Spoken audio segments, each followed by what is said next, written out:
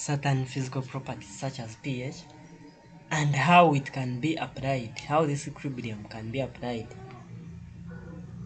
in nature and in industrial chemistry. So we are talking about, we're on physical chemistry, where I've managed to look at some good topics. We saw thermochemistry, which deals with study of energy changes that are associated with chemical reactions. Then we saw physical equilibrium,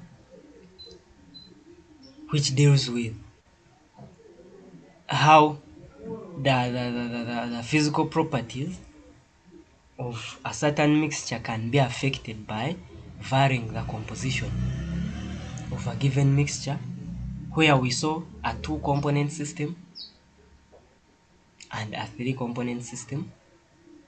Okay, and you were able to see terms like vapor pressure, temperature, ideal solution, deviation, and stuff like that. You still remember? So here we are going to see the equilibrium that is attained by ions dissolved in an aqueous solution, and how the equilibrium is going to vary. So our course outline is we are going to talk about the ionic equilibrium and see what it is. Okay? How the equilibrium can be attained. The equilibrium constant of an acid Ka, the equilibrium constant of a base Kb. And then after knowing what the equilibrium constant is, what the equilibrium is of an acid and a base, then we shall use these two to talk about a buffer solution and see what actually a buffer solution is, how the buffer solution works, okay, and how we can use the Ka, Kb, to determine the pH of a buffer. How can you determine the pH of a buffer solution after addition of a little? So we shall use all that. Okay? Then after that we shall talk about the indicators and see what indicators are and how these indicators work, the action of an indicator, the pH range of an indicator, and which indicator is used when and why.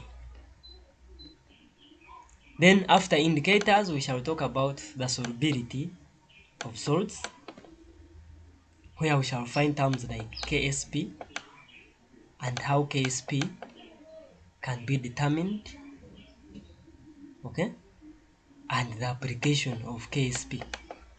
And then finally we talk about salt hydrolysis, okay, and how salt hydrolysis affects the pH, okay, how it will affect the pH of the resultant solution. So if we finish this, we shall have studied. So now, what is ionic equilibria? It's an equilibrium, or it is a branch of physical chemistry, it's a topic of physical chemistry that deals with an equilibrium that is established between unionized molecules of a certain substance and the ionized molecules called ions in a solution form of a weak electrolyte, or the solid of a sparingly soluble solid. Let's try to interpret this. Assuming I have my salt A, my salt AB, where A is a positive ion, so a positive, it's a metal atom, and B, it is a negative atom. So this is my ionic salt. If I dissolve my salt in an aqueous or in water, for instance, because that's the only aqueous solvent, it will dissolve to produce it will dissolve to produce, let me use half arrows, it will dissolve to produce the A ions, the A ions, oh my goodness, why am I even? So the A ions and the A ions are aqueous plus the B ions, and the B ions are also aqueous, and probably this is a solid. Now, after dissolving this, for aspiring the soluble salt, for instance, or a weak electrolyte, weak electrolytes such as weak acids, okay, weak acids and weak bases. For these ones, they do not fully ionize. When you dissolve it, part of it is going to ionize and part of it is going to remain unionized. Such that when you leave this solution to stand, when you leave it to stand, an equilibrium is going to be established such that it's a dynamic equilibrium, of course, such that the rate at which AB molecules are dissociating to give A ions and B ions is equal to the rate at which A ions are combining with B molecules, B ions, to form AB. And if this is attained, then this is what we shall call the equilibrium or the ionic equilibrium. And now this ionic equilibrium helps us to determine, if you can determine the concentration of A ions at equilibrium and the concentration of B ions at equilibrium, and you determine the concentration of AB ions that remain at equilibrium, then you can determine the dissociation constant of this salt. And that dissociation constant, if it's an acid, then it becomes Ka. If it's a base, then it becomes Kb. So that will be the dissociation constant of a base, or the dissociation constant of an acid. And so after knowing these dissociation constants, after knowing the Ka, then you can determine the degree of ionization. And you compare two different electrolytes basing on their degree of ionization. Which one becomes a good electrolyte? Which one is not a good electrolyte? So basically that's what ionic chemistry is about. So consider weak electrolyte AB, and I've already given that. So the AB will ionize to give. So the extent to which AB has ionized is the degree of ionization. So after identifying, okay, you've determined the concentration of A ions, determined the concentration of B ions, okay, and the concentration of AB that remains. Then, to determine the extent of ionization, then it becomes the degree of ionization. And we usually denote this degree of ionization as alpha, this symbol. Okay? We usually denote this degree of ionization as this symbol. So you can practice. Some of you will write X. No, it's not X, it is alpha. Okay? As the degree of ionization. So let's have a look. Let's consider weak acids and weak bases and see how. Now, a weak acid, an acid, there are three definitions. There are three ways of defining an acid and three ways of defining a base. Now, an acid, according to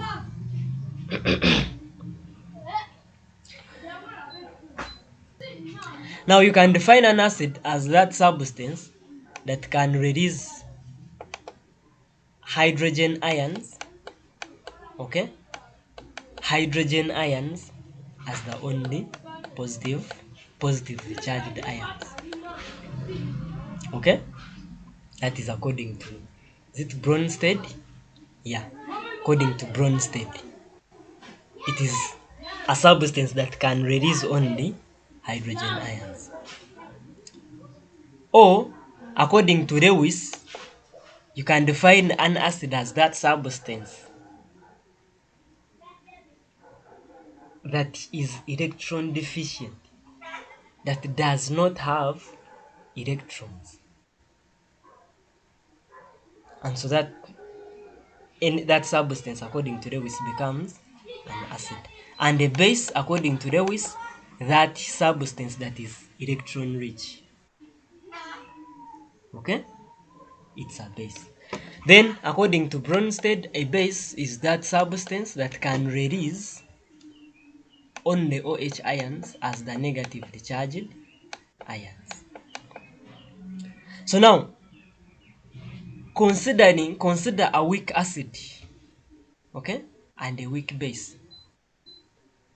How can you determine the ionization constant of that weak acid and the weak base? So you consider a weak, for example, let's see.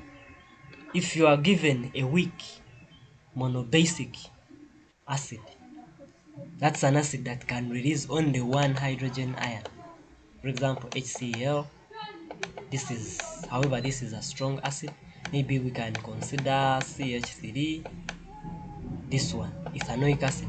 Now this is a weak acid, and it's monobasic because it can release only one hydrogen ion in the aqueous solution.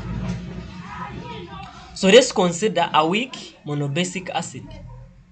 Now this acid, its concentration is C.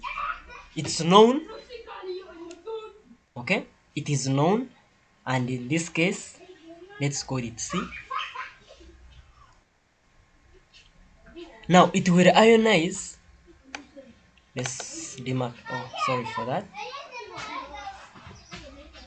It will ionize. We can all write. So you have your acid, which is Ha, any substance that can release hydrogen ions in an aqueous solution. It's an acid. So aqueous or liquid, it will ionize. It is not yet aqueous. Let me say it's a liquid. It will become a liquid after it has ionized in the water. So you have your weak acid, and the weak acid is dissolved in water. It will ionize to give you the hydrogen ions, okay? And this is aqueous plus the A ions, and this A ions, it is the negative ion, okay? It's the negative ion. Try to balance, it's the same. Or alternatively, now this equation shows that the acid releases hydrogen ions, and then it remains as a negatively charged ion. Alternatively, you can use this equation. You write your hydrogen, you write your HA acid, okay, and you react it with water, okay, and the water is a liquid. Then we shall form the hydroxonium ions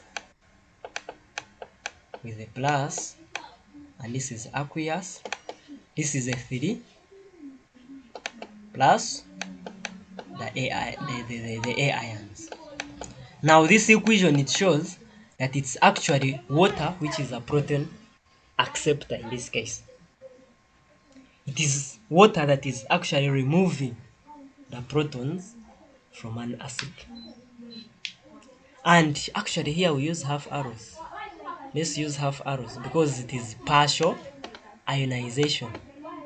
It's partial ionization. It is ionizing partial. That at equilibrium, some molecules, both the forward reaction and the backward reaction, it will be occurring. Now, if you leave this equilibrium, if you leave the whole of this solution to settle, the acid will dissociate, okay? And after dissociating, or after ionizing, there's a difference between dissociating and ionizing.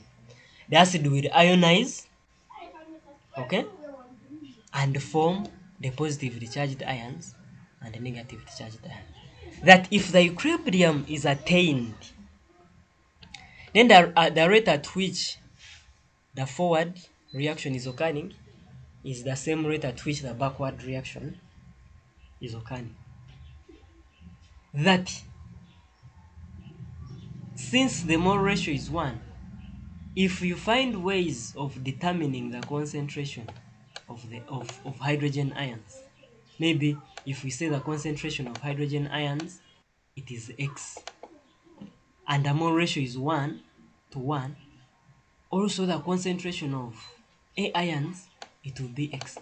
From the mole ratio, if you form 1 mole of hydrogen ions, then it means 1 mole of A ions will be formed. Now, initially, at the start, at the start of the experiment, before, you had C moles of the acid, okay, and 0 moles of hydrogen ions, and 0 moles of A ions. But at equilibrium, if you determine the concentration of X ions at equilibrium, and you find you have X moles of hydrogen ions, okay, and this is the concentration of hydrogen ions at equilibrium, and from mole ratio you find that you have X moles, obviously it will be X because mole ratio it's the same, of A ions. Then at equilibrium, it means, since the mole ratio is also 1, it means that X moles, okay, of the acid has dissociated. X moles of the acid has dissociated. But now if you started with C moles of the acid, and out of C, X moles of the acid have dissociated, then what will be the concentration of the acid that remains at equilibrium?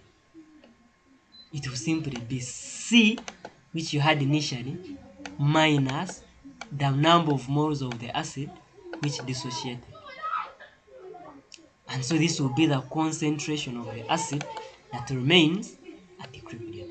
So we shall write at equilibrium, we shall have our C minus our X. Now, how about water?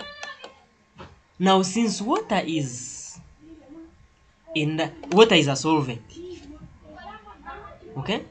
It's a solvent because we are dissolving a known mole of the acid in water. So water is a solvent. So since water is a solvent, then its concentration is in large excess. Water is too much. Its concentration is in large excess. Okay, so therefore its concentration is assumed to be unity, is assumed to be 1. So therefore from this equilibrium, can you determine the ionization constant Ka? Yes, we can. It is determined from the concentration of the products formed, okay, raised to their constituents. If there is a 2, it's a 2. If there is a 1, it's a 1. So in this case, it will be hydrogen ions, but 1 is a 1. Okay? Times, okay? This is the host one, we are going to find it down. From the host one, then we can determine the Ka. So times the concentration of A ions, okay, out of the concentration of the acid. Here we use concentration, okay, concentration of the undissociated acid that remained at equilibrium. Okay, times the concentration of water. And also write it, concentration of water. This will give us the Ka. But now, let's make some assumptions so that we are able. Now, the first assumption is water is a solvent. Okay? Is a solvent. And so what does that mean? It is the water is in large excess. That statement is correct. Since water is a solvent, then the water will be in large excess. And so what does that imply? The concentration of water is assumed to be 1. It's not 1 but unity. It tends to be unity. Okay? Which is 1. So this is the first assumption that you make. Then the second assumption, since we are forming products, you see, the acid is dissociating to give us the products. So since we are forming the products, then the concentration of hydrogen ions at equilibrium is also equivalent to the concentration of A minus at equilibrium. So from these two assumptions, then we can deduce the Ka, depending on what can easily be determined. If you have this, maybe you've given the pH, you can determine Ka. Similarly, when this one is the one which can easily be titrated, of which it's hard, then from this assumption you can still determine. So therefore, our overall equation of Ka, maybe let me use some different pen. So when we are determining our Ka, it is going to be the concentration of hydrogen ions, okay? Maybe we can say squared, because this is the same, divided by the concentration of undissociated acid. Oh, sorry for that. Undissociated acid, Ha, okay? Ha. And so from this, then you can determine the value of Ka. Okay? It's a matter of substituting. Okay? It's a matter of substituting and we get the value of Ka. So let's rub this. Let's rub this and we substitute. Let's rub and substitute. So now the concentration of the acid of hydrogen ions at equilibrium, it is X. And since it is assumed, then it will be X. So the Ka, our Ka, is going to be determined from our X, okay? Our X, and the X is squared, divided by our concentration of X that remains at equilibrium, which is C minus X. So this is going to be your Ka. If you know the values, then you can easily determine the Ka. Not so, guys? Yes. And this Ka is determined from the os. Okay, before. Okay, there is a degree. It is. So somebody is asking that which X do we subtract? Now, we are forming after the equilibrium has been attained. You can find ways of determining the concentration of any of these molecules, this one, or this one at equilibrium.